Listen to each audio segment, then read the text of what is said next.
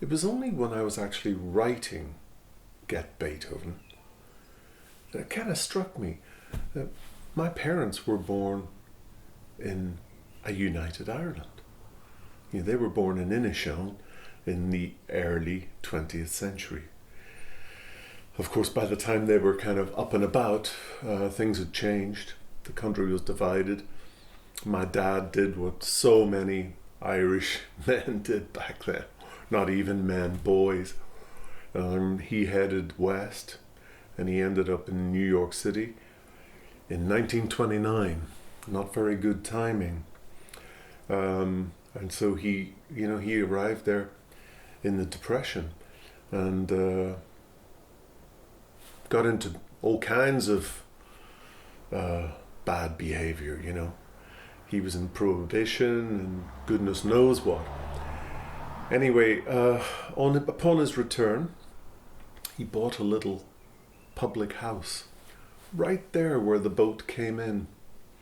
And not 100 meters away was my mum busying herself looking after children. She was a nanny. She didn't make it to the Big Apple, she just made it to Derry. But anyway, she met the Yank, the returning guy with the accent and the suit and the car and the business, by the way.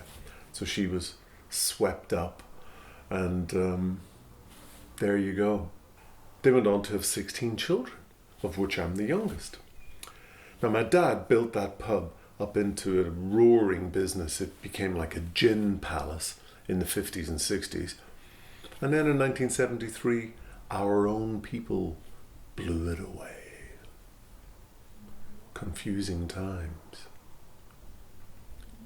My mum was at home cooking meals for 16 people. Often 3 sittings for breakfast and lunch and dinner and everything else. She did all the laundry. Can you imagine all that laundry with no washing machine, no dishwasher, no help of any description? It's remarkable, really. It's life in a different age.